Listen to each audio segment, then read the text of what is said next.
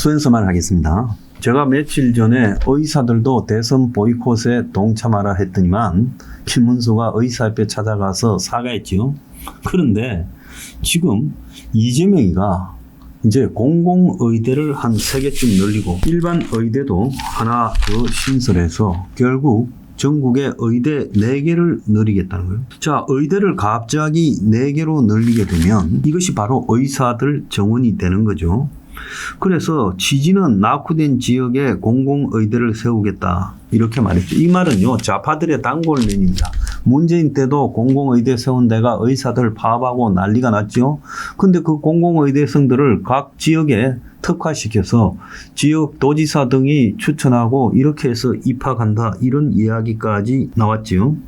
그래서 공공의대에 넣은 의사들은 그 지역에서 봉사한다, 묶어두겠다, 10년 정도 의무복무한다. 그래서 노인, 장애인, 시골 주민들을 돌보게 하겠다라는데 이게 현실성이 있는 이야기냐는 거예요. 또 경북에는 일반 의대를 하나 신설하겠다. 지금 고향이 경북이니까 이제 총선 때 선물로 이제 그러겠죠. 그래서 지역에 공공병원을 키워서 서울에 있는 주요 5개 병원을 대신하겠다. 그래서 서울로 올라오지 않고 지역에서 치료받겠다 하지만은 지금 전국의 공공의료원 시설들이 전부요 황폐해가고 있는 것은 이유가 뭐겠습니까? 그래서 결국 무슨 목적이든지 의대를 정설한다는 것은 정원 문제를 야기하게 되고 의사를 늘린다는 거예요. 그래서 기존 의대 쿼터 안에서 재조정한다지만 그건 거짓말이라는 건 세상이 다 알고 있어요. 그래서 이재명이 돼도 또 의정 갈등이 일어나게 생겼다는 거예요. 의료계에서는 공공의대가 세금 먹는 하마가 될 거다. 지금도 전국 공공의료는 다 적자인데 교수, 환자 모두 확보가 쉽지 않고 교육은 부실하고 비용이 많이 들 거고 의사들 묶어 놓는 것도 쉽지 않을 거다.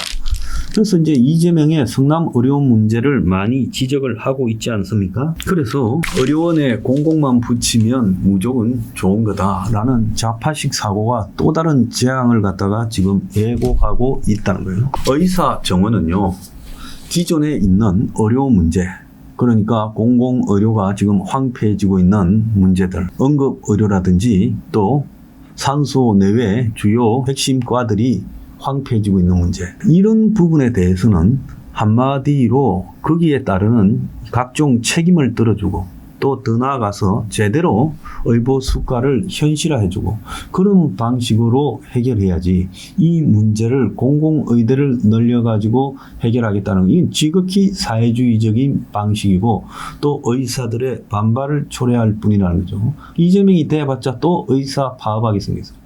그런데요, 이재명이 지지한다고 뭐 1000명이나 되는 의사들이 입장 밝히고 또 일부는 무슨 김문수 지지한다.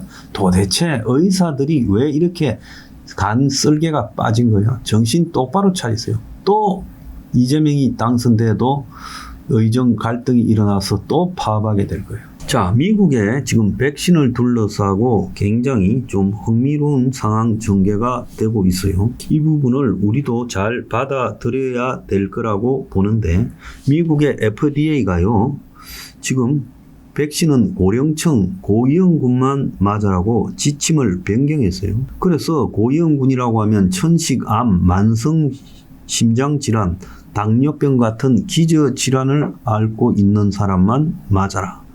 그래서 이러한 위험 요인이 없는 건강한 젊은 성인, 어린이는 올 가을 코로나가 전 세계를 다시 뒤덮는다 그런 예상이 나오는데 거기서도 백신을 접종받을 수 없다는 거예요. FDA가 왜 이렇게 입장을 바꿨는가라는 부분은요, 반복적인 백신 추가 접종이 건강한 사람들의 건강 결과를 개선한다라는 증거가 부족하고 이미 코로나에 대한 자연 면역이 많이 퍼져 있다. 그런 상황에서 백신 제한 조치를 이제 시행하는 거예요. 그런데 미국 질병통제예방센터 CDC라고 그러죠. 여기 통계에 따르면 작년에 코로나 사망자가 47,000명이라는, 그 중에 3분의 2가 바이러스가 근본적 원인이 되어서 목숨을 잃었고 나머지도 바이러스가 관련이 있고 어린이 사망자도 231명인데 그 중에 134명이 코로나하고 관계가 있다는 거예요. 자, 그런데 이제 여기에 더해서 미국의 보건장관 로버트 케네디 주니어가요, 이 케네디 가문의 출신이죠. 코로나 백신은 건강한 아동과 임산부에는 접종을 중단한다고 또 오늘 발표를 했습니다. 자, 그래서 미국에서는 어린이나 임산부가 백신을 접종받으려면 자기 돈으로 해야 돼요. 그래서 미국이 가차없이 질병통제예방센터나 이런 데서 백신에 대한 엄격한 제한에 들어갔다. 그것은요, 이제 왜 갑자기 미국이 저러느냐라는 의문이 들 건데, 그 이유 중에 하나가 미국의 지금 보건복지부 장관, 즉 보건장관이라고 부르는 로버트 케네디 주니어가요, 지금 백신에 대해서 음모론자 영역에 속해 있던 사람이라고요. 그래서 이 사람이 단독으로 대선 무소속 출마했다가 트럼프하고 단일화하면서 장관 자리를 따냈는데, 본인이 보건부 장관을 하겠다고 평소 백신 음모론자로서 자신의 소신이 매우 깊던 이 사람이 보건부 장관이 되어가지고 백신 접종을 통제하고 나섰어요. 자, 그래서 이 사람은 저거 아버지가 케네디 대통령, 암살당한 케네디 대통령의 동생이었던 로버트 케네디 전 법무장관의 아들이에요. 그래서 아버지도 암살당했는데 어렸을 때는 사고도 많이 쳤는데 나중에 정신 차려서 하버드 대학을 나오고 로스쿨까지 나와서 법학 박사학위 또 런던 정경대학까지 수료를 했어요. 그래서 직업은 변호사이고 환경운동가인데 2024년 미국의 대선에 출마해서 환경보호 등을 갖다가 주장을 했는데, 그는 공해 문제에 매우 강력한 반대 입장을 가지고 있어요. 그런데 이 사람은 다른 한편으로는 백신 음모론자로 매우 유명한데, 그는 백신 반대를 한다라는 시각을 갖고 있어요.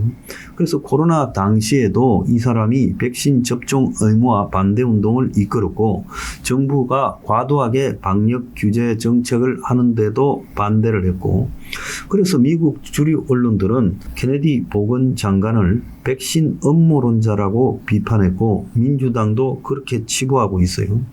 그래서 대선 때 출마했다가 트럼프 밀어주고, 원래 민주당 출신이었는데 무소속으로 나섰다가 트럼프 밀어주고 들어가면서 보건부 장관 자리를 얻어가지고 그때부터 열렬한 지금 백신 음모론자로 활동하고 있는데, 이 사람이 취임하자마자 한국에는 잘 안 알려졌지만은 보건부 밑에는 두 개가 중요한 부서가 있어요. 하나는 CDC라고 부르는 질병예방통제센터. 저 코로나 때 많이 들어봤죠.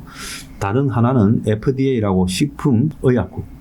그게 이제 미국의 보건을 갖다가 좌우하는 핵심 기구인데, 이 사람이 취임하자마자 미국 식품의약국 백신 담당 고위 당국자를 잘라버렸다는 거예요. 그래서 피터 마커스 FDA의 생물의약품평가연구센터 소장이 보건부로부터 당장 사임하지 않으면 해고될 거라는 통보서를 받고 사직서를 냈다는 거예요. 그래서 이 FDA에서 13년 빼가 굵어온 이 마커스 소장이요, 백신 및 바이오 의약을 담당하는 정부 연구소의 책임자인데, 이 사람이 업무 중에 특정 백신의 효력과 안정성을 검증하는 문제가 있었다는 거예요. 그래서 미국이 코로나가 갑자기 덤지니까 백신에 대해서 세부적으로 그 FDA에서 평가하는 절차를 거쳐야 되는데, 그걸 생략하고요, 그러면서 백신 개발 회사에는 면책을 해주면서 백신을 갖다가 팔게 했죠.